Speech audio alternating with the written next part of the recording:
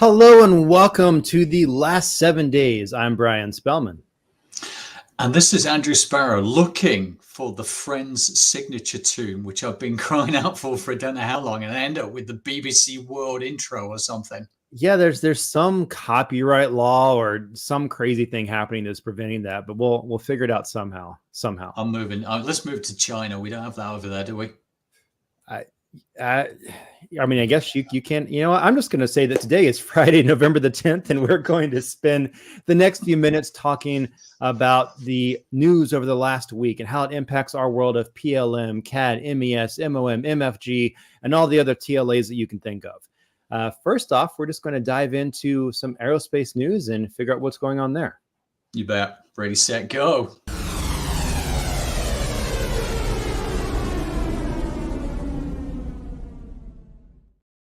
The U.S. State Department has approved a potential sale of Abrams main battle tanks to Romania for an estimated $2.53 billion, the Pentagon said just this Thursday. Good news for General Dynamics Land Systems, who I happen to know manufacture the Abrams main battle tank. Not sure the MESMOM solution they're using, but I do know that they are big users of most PLM systems, I think, that are out there. I think they've got a bit of something from Siemens and a bit of something from a company called PTC, and a lot of stuff from Dassault as well, 3D Experience, Innova, etc. So there we are. Good luck for that. Just instead of using one, just use a mix of all of them to make through things are not complicated at all. Yeah, true. This is exciting. I grew up being fascinated by the big kind of flying wing idea of the bombers. And just this morning, I think at like 6:51 a.m., the U.S. Air Force's B-21 Raider bomber took its first flight. This is the next step in rolling out a new fleet of long-range nuclear-capable stealth bombers that were built by Northrop Grumman. This wasn't highly publicized, but there was still a crowd watching it. A bunch of the aeronautical aficionados found out about this launch and went to go film it.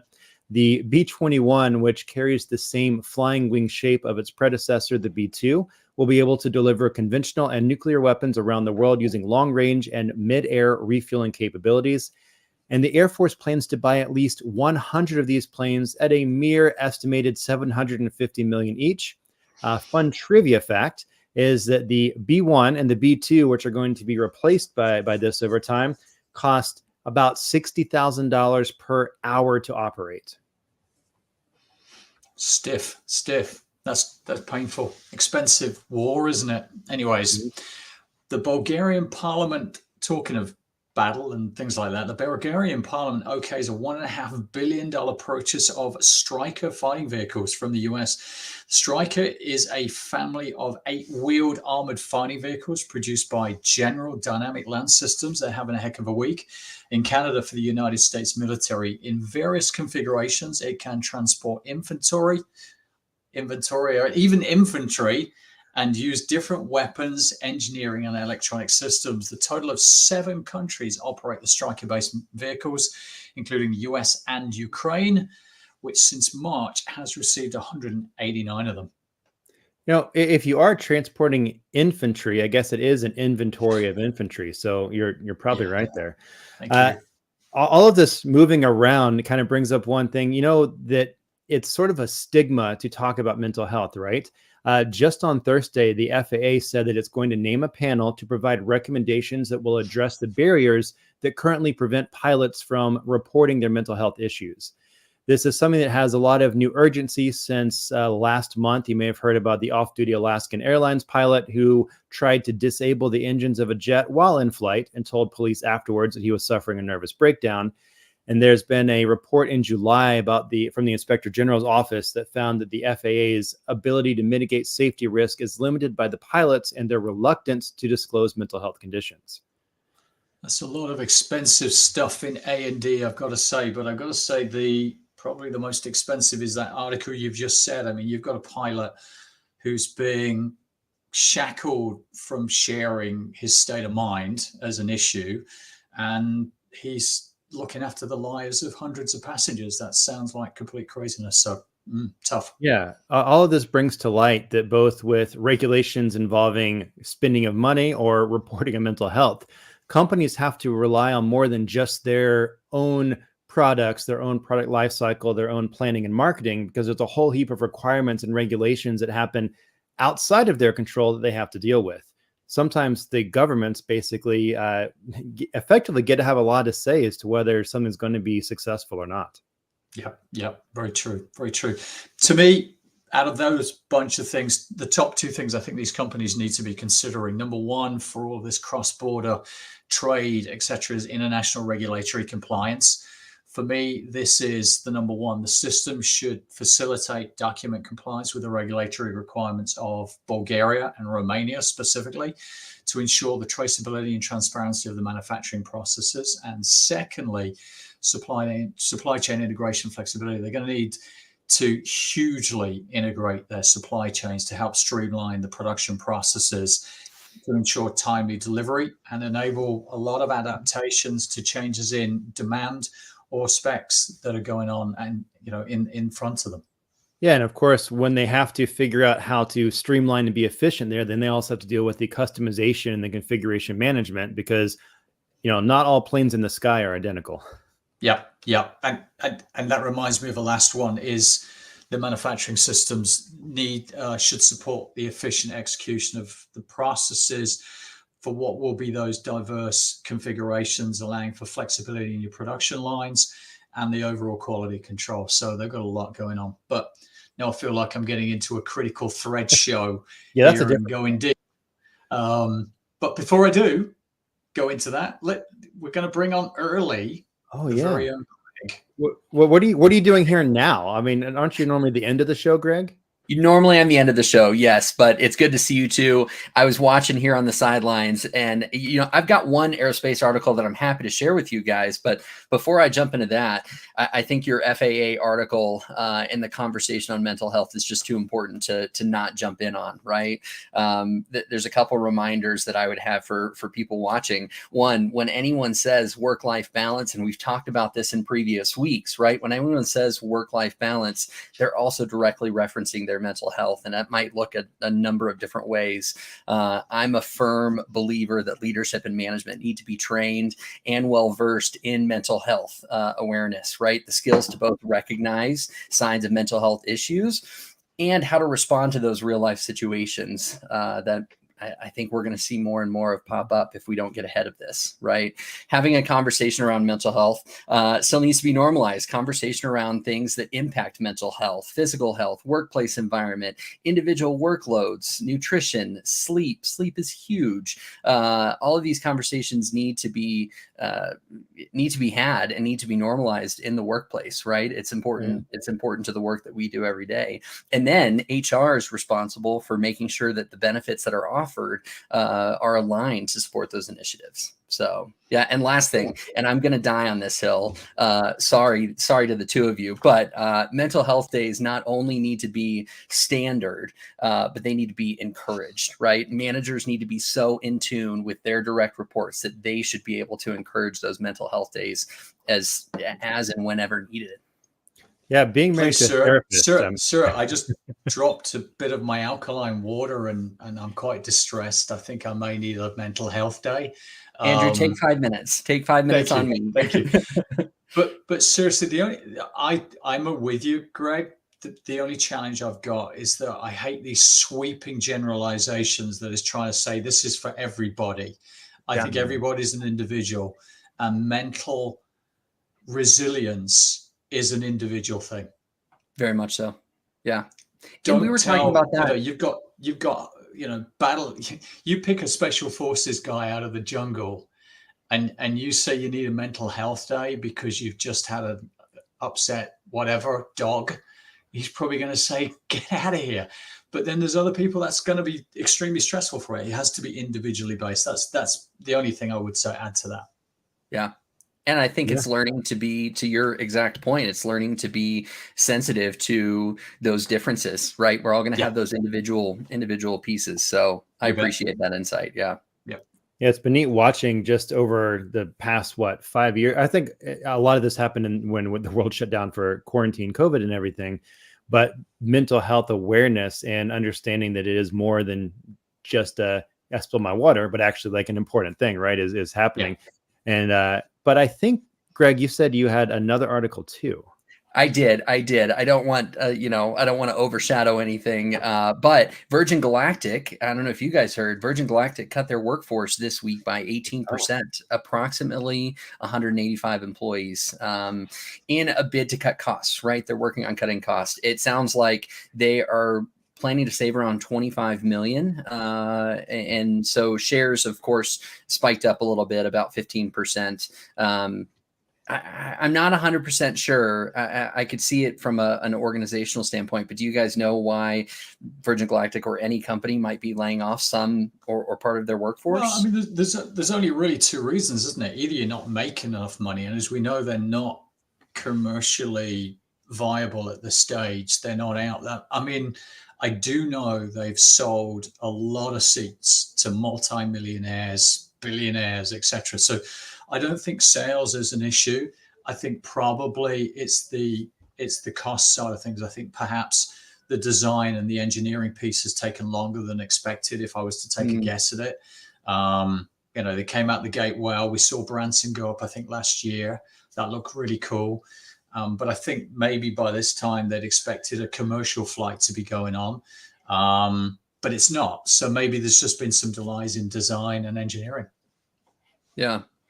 And as hard of a decision that it is, I have to say, to cut 18% rather than losing the full 100% is probably a great long-term decision, as difficult and frustrating as a decision like that is. You should be in HR. Maybe one of these days. When you consider your career change. That's right. Speaking of changes, let's head on to automotive.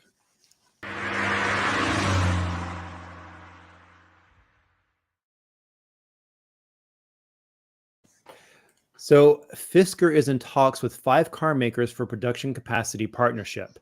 Fisker said it has 2 cars that are almost ready and they can bring them to market fast, but they just need the capacity.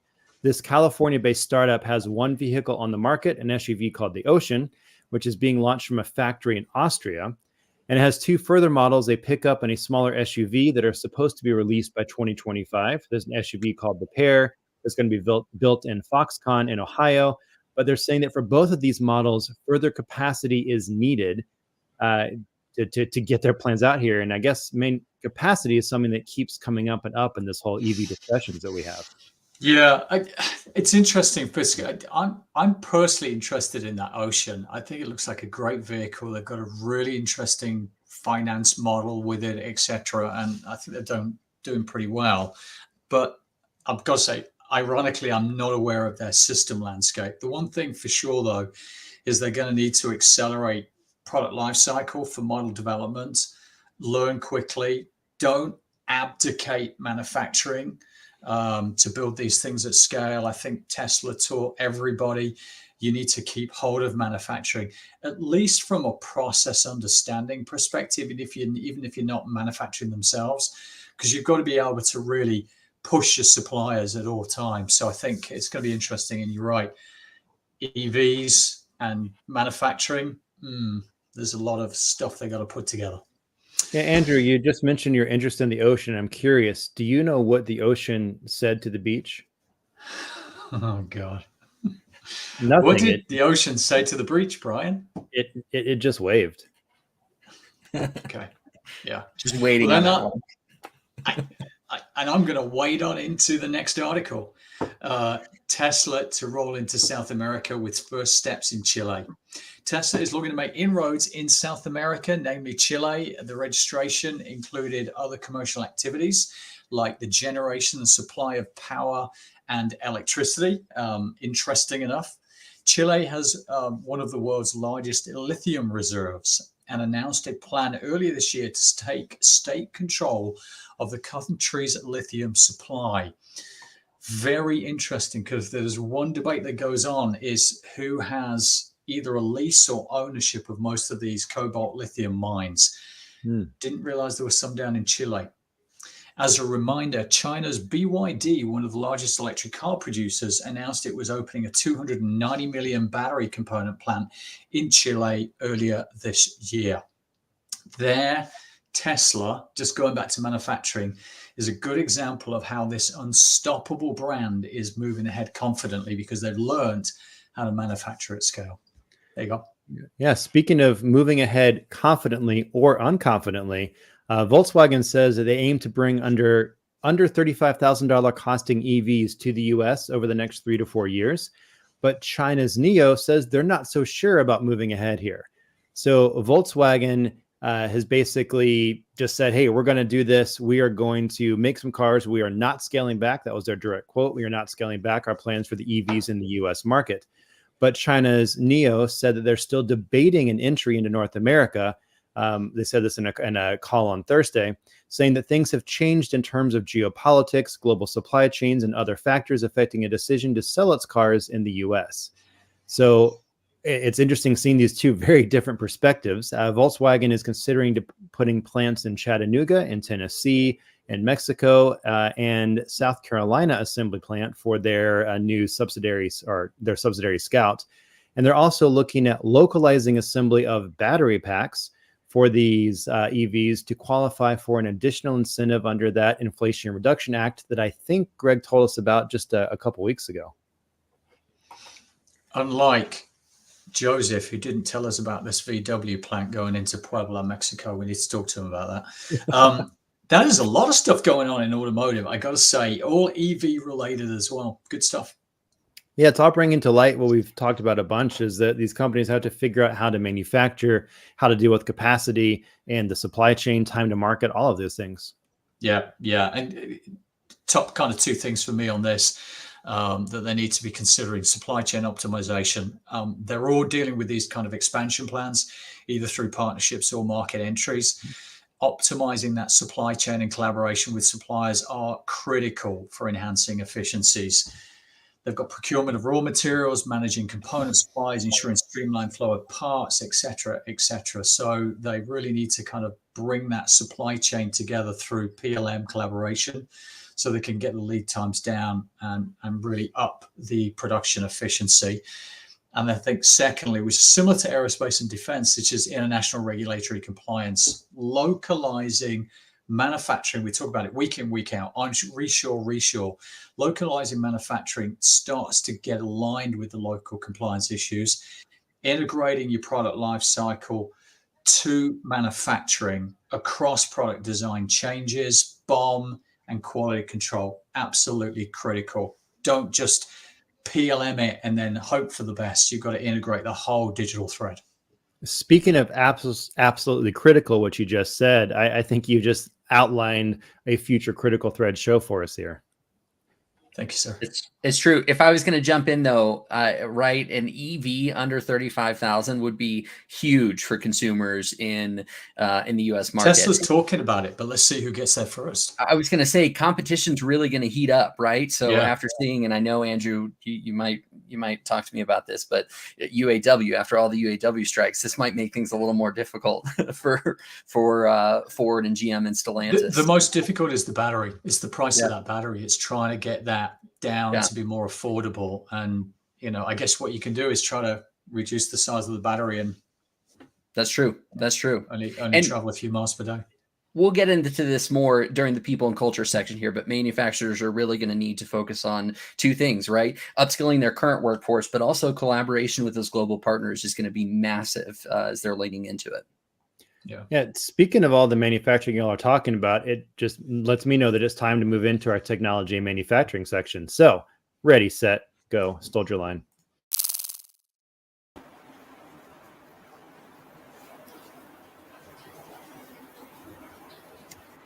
Wow, it sounds like the beach just hit us here.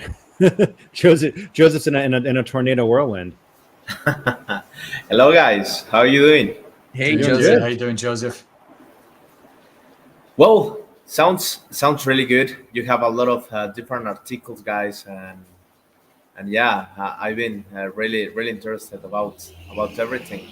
Yeah, I think overall, every time you come on, Joseph, we end up talking about reshoring manufacturing, and I think AI, which Is anything new happening in AI? Andrew, what do you have for AI? What do I have for AI? Yeah. But what Are you- I are you- heard from are you wearing Joseph any? is that Siemens are doing a new factory, I think, in Dallas. Tell us about that, Joseph. Yeah, that's right. Well, looks like we are growing up, with this industry and big economy that we have in the U.S., which is in Texas, right, in the Golden Triangle, with Dallas, and we have also San Antonio, and we have Houston. But guys, before to go right there, I would like to go to other things that we were discussing before, which is AI and how all the wearables that we are using right now are getting really good. So probably Andrew, you have something for this because Yeah. we So discussed so thank you, Joseph. Wearable AI pin launched by Humane, backed by ex-Apple execs and Microsoft. So Humane, a Silicon Valley startup with a star-studded list of co-founders and executives, on Thursday released a $699 device that aims to bring cutting-edge artificial intelligence to a lapel or hoodie near you. The AI pin, as the device is called, is designed to be worn on clothing and can be tapped to talk to a virtual assistant powered by technologies from ChatGPT and cloud computing power from Microsoft. It uses a laser projection system to display text and monochromatic images on a user's hand. So the company has emphatically rejected a mixed reality headsets. So I'm just demonstrating how that might look. That you're walking around. Yeah, like that. So that sounds like a good thing. So the company, they've rejected the mixed reality headsets in the works from companies such as Apple and Meta platforms, with Humane co-founder and president Imran Chowdhury saying during a demonstration of the AI pin earlier this year, the future is not on your face, it's on your hand, I think. The company said the AI pin will be available in the United States from November 16. That's Get a couple ready, days. everybody. Start your engines 6 days from now. Humane has raised $241 million from Microsoft, OpenAI CEO Sam Altman, and others. Despite my cynicism about putting my hand up there, to me, it's just about who's best at marketing. Will Apple win? Will Google win? Or will wearable AI pin win in the marketing? Because you don't have to have the best product, you have to have the best marketing. Coke, we all talk about, it's not necessarily the best drink, but it's the best marketing and everybody kind of hooked onto it. So it's brand building and customer acceptance. So we'll see what happens on that. Andrew, I'm going to go for the glasses personally. But your brilliant marketing of people walking around like this has actually worked on me, though, because I haven't had interest in these glasses, but I actually want the lapel pin that will project stuff. That just looks... that feels so Star Trek-y. I don't know. I love it. But all of these things require chips and technology and manufacturing and everything. And it's interesting that there's a trend now of governments allocating money to help support these things. Japan is allocating $13 billion for chip industry support in their budget right now for the current fiscal year. Some of these funds from Japan are expected to be used in, there's a Taiwanese chip maker, TSMC, the chip foundry venture, Rapidus. It's just Rapidus. Rapid. Are we going to argue about pronunciation? Probably. It's a British thing. They do annoying things like that. This is something we're seeing in the US too, seriously, because keeping pace with the latest technologies, we're trying to bring chip manufacturing back to the US.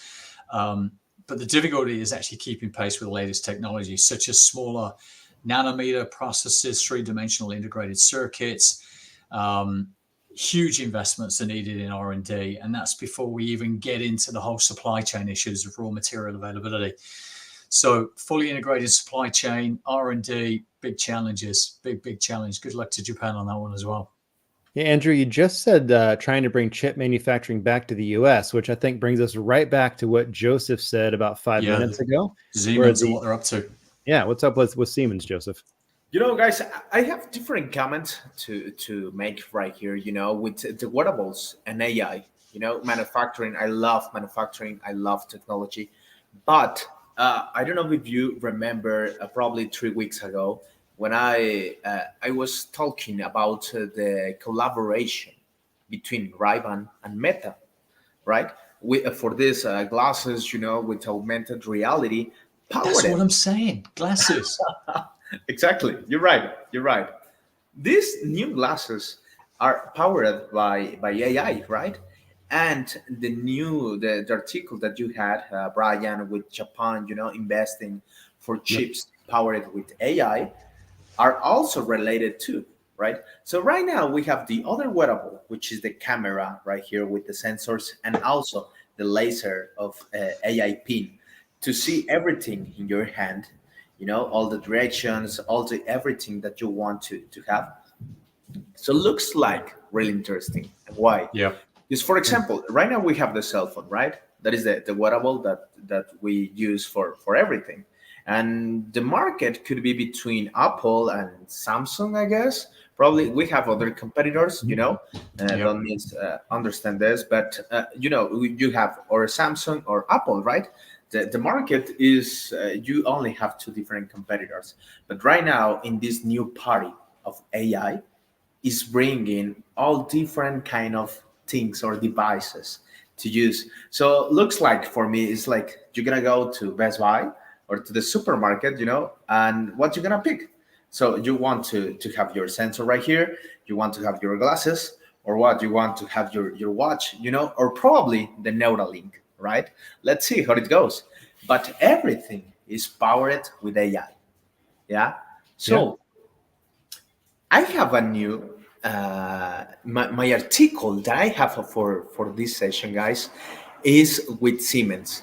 Siemens is investing in this golden triangle that we have uh, in Texas. So as I mentioned, we have San Antonio. Then, if you go to the north, you have Austin, and then you have Dallas, right?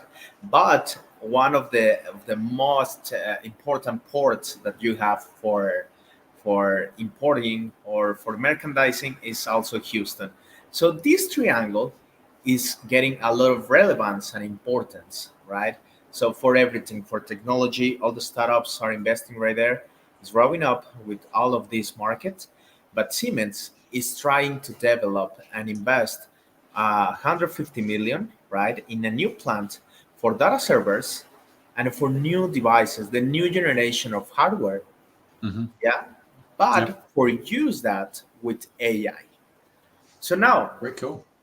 I think So it's really what's the PLM manufacturing angle on the whole thing? good question. Good question, Andrew. Because think about it. You know the world, right? And we have digital twins.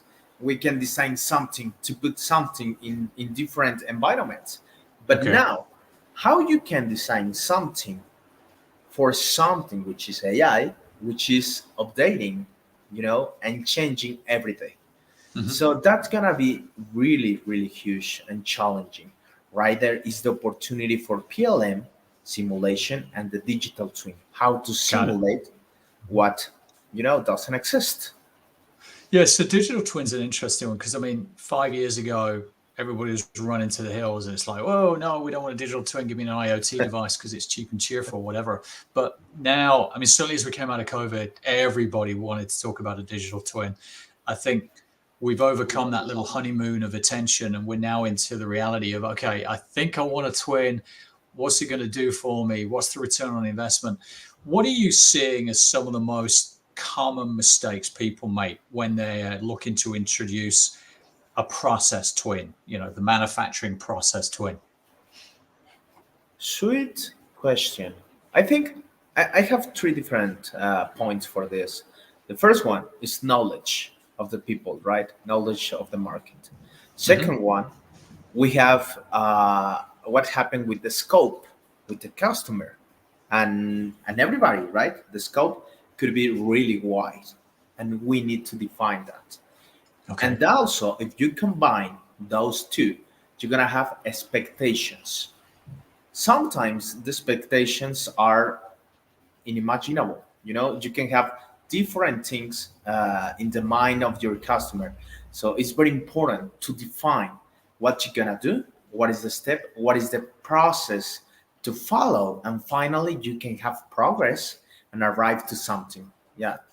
So Yeah, to me, the biggest mistakes I see with digital twins is usability. Number one, your twin goes in, but it's not correctly connected with the reality of the lines. Either it's following a wrong process or it's not detailed enough for the processes. Then you've got the data quality, the integration of that data. Those seem to be the biggest problems I'm seeing. It's kind of getting into the weeds and into the details. No doubt if the scope is wrong, no doubt if their expectations are above or below where it needs to be. I get it. But to me, it's keeping in touch with the reality and making sure the quality is good and it's well integrated. I'm with you. I think Greg gonna love this because for me also becomes really important. Which is people and culture when you are trying to implement something. So everything is related to when you have a company or enterprise developing something in-house or with their own resources or talent that they have, could be okay and works. You can have the result. But when you are talking about global operation, emerging economies, different culture, different people, different everything, you need to have standardize everything, right? So yeah. And it sounds like, this investment alone is set to create 1,700 jobs in the Dallas area, which is no small number, right? Contributing to economic and technological advancements. I love to see investment into innovation. Joseph, whenever you're saying things like state-of-the-art manufacturing plants or even a new manufacturing plant, I'm excited. The first thing that comes to mind for me is the ergonomics of it, right? Within that plant. I can't wait to see what they're dreaming up. I went to the airport the other day. This is a little off topic, so hopefully it doesn't throw you off. Went to the airport the other day, and I'm seeing that they are improving just how the TSA agents are moving luggage around. What if we could make those improvements within, not like that, Andrew. What if we could make those It looked like they were the other day. within a plant? Yeah, it's good. It's exciting. Progress. Yeah. Progress. Yeah. Oh, slower. Yeah. Okay. Yeah. Oh, dropped it. Yeah. Speaking of progress and people and culture.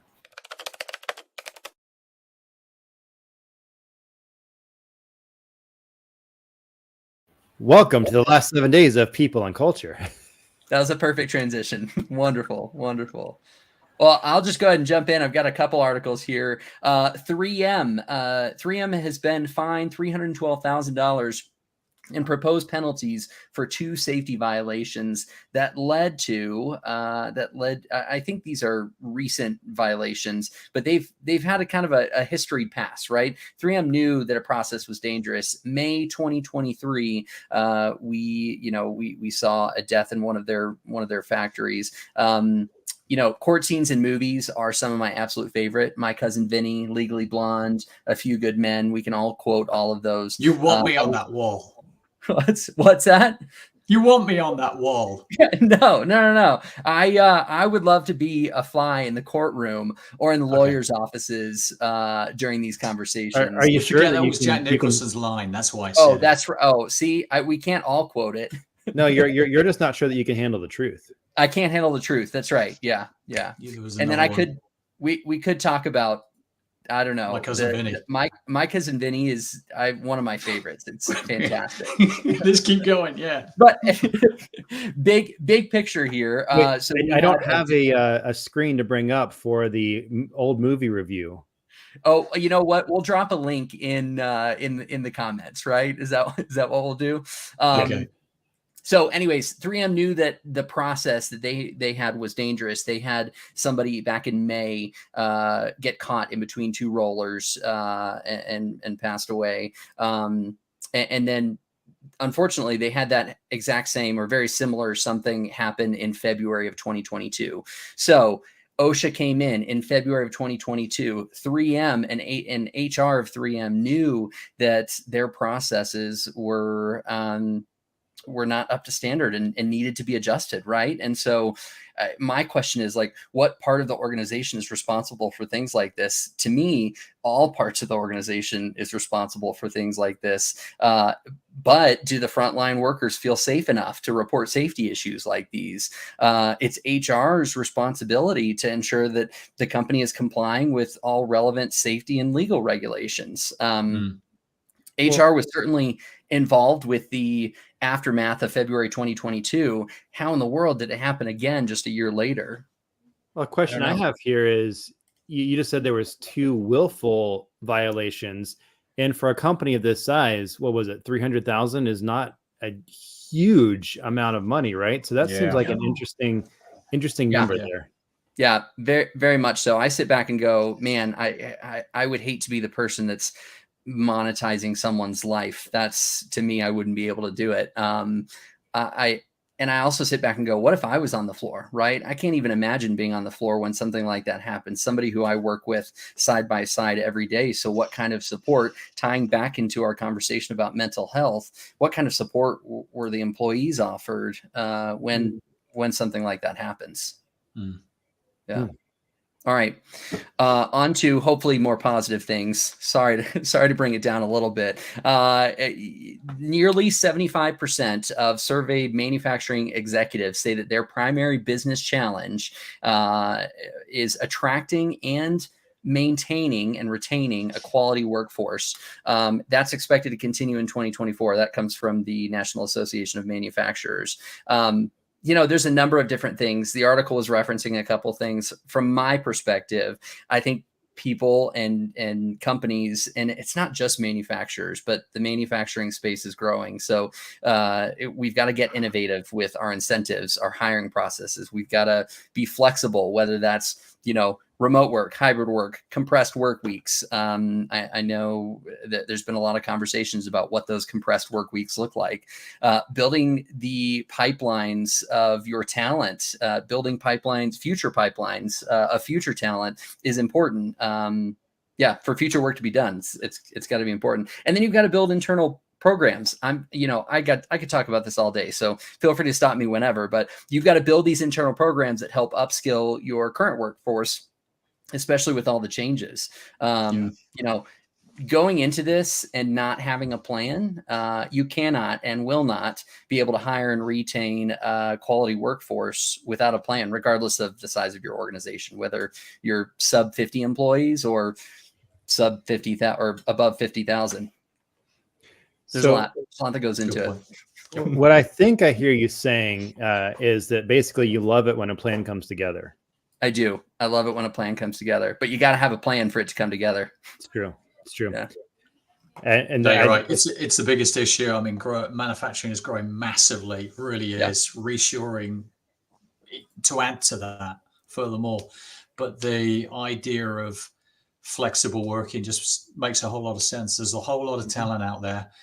What is it? 4 people retire, 1 person joins is the ratio. So if you can try and retain that 4 on a flexible basis, ask people to return on a flexible basis, you've got to do all those things, because there's a lot of talent and a lot of brain power out there that we're losing if we're not careful.